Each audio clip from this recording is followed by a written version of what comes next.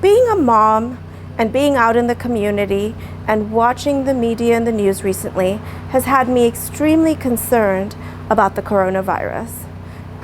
Today, I'm here visiting Dr. Jorge to give us more in-depth knowledge on what we should be doing and what we can expect and how we can contain this.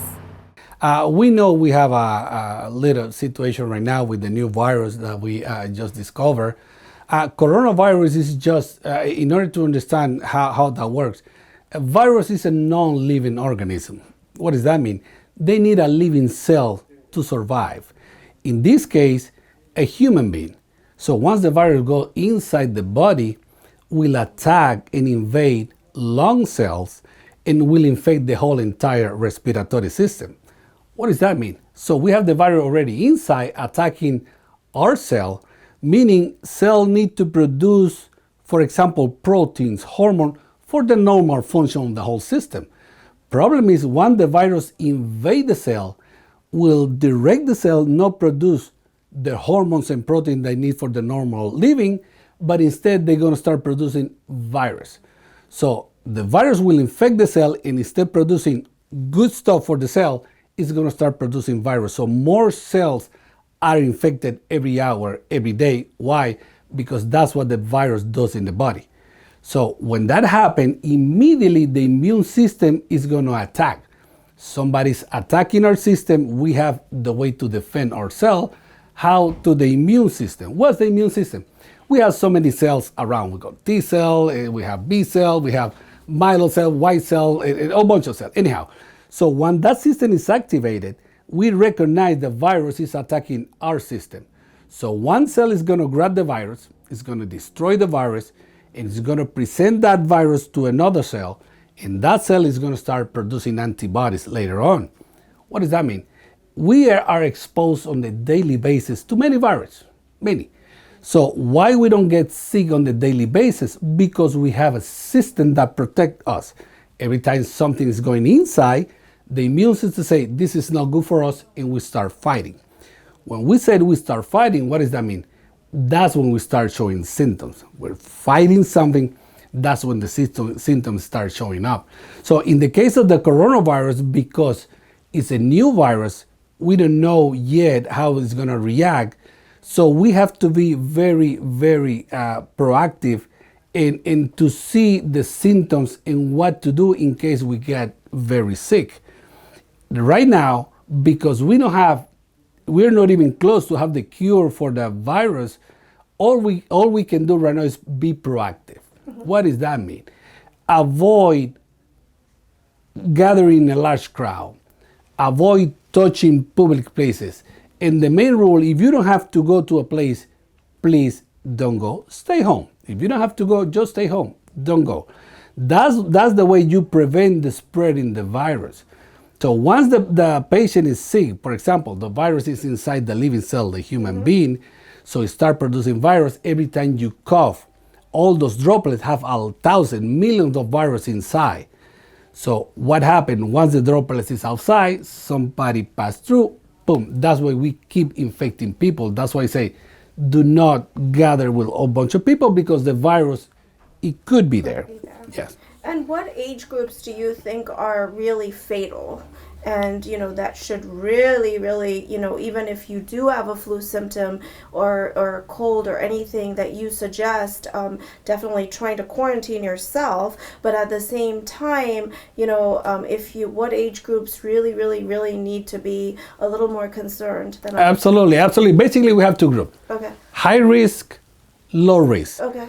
By definition, we know the elderly after 65, we know they have a bunch of comorbid conditions.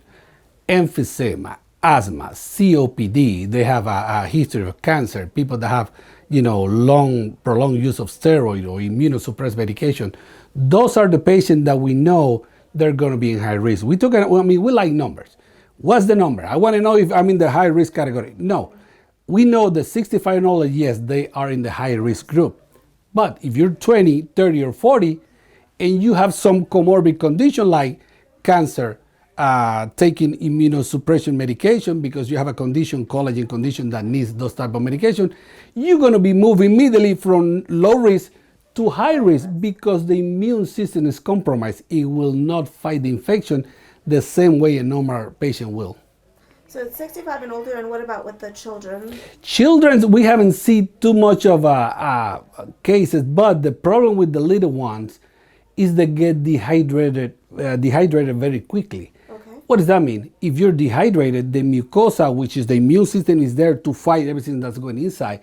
It won't work properly. Okay. Meaning the invader, in this case the virus, it will win the fight.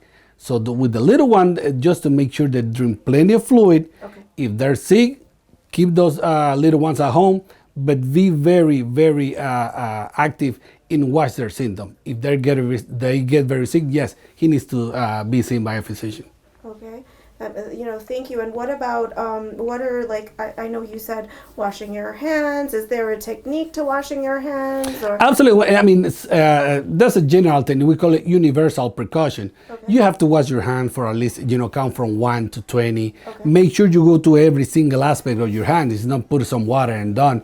You need to use the soap thoroughly all the way to your hands, making sure you run a lot of water, making sure your hands are clean. But also we can use hand sanitizer. We can use a bunch of products that are outside that will help us to prevent to be exposed.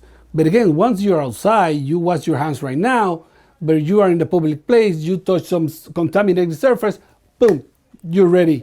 You already can be exposed to the virus again. So it's just a common sense.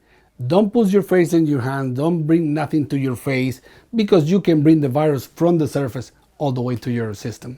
So just this is a very general question. Are you starting to see a lot of patients with flu symptoms right now, or right now it's still just a normal? No, actually, we're in the flu season. Oh. So a lot of patients come with the same fever, chills, cough, runny nose.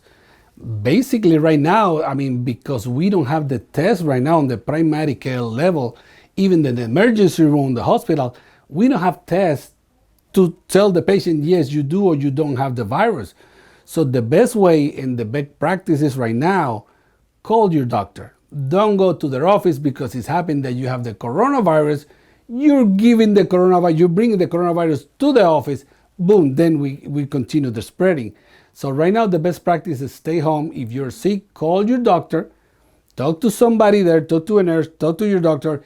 If they decide that you have to come to the office and be seen, yes, go ahead and do so, but try to stay home. If you're feeling sick with the flu, with the cold, or even the COVID-19, please stay home. Don't go to the ER either. They're not going to do anything for you. They don't have the test ready for you. Even the hospital, even though you're in the hospital sick, you're in the hospital, you're not going to be tested. We have few tests for a few people. So right now, the best practice is isolate yourself, keep in contact with your healthcare provider, and that should be taking care of the spreading of the virus. After speaking with Dr. Jorge this morning, we have to be taking the precautionary measures he mentioned and make sure that we are taking care of our community in making it a safer and stronger community.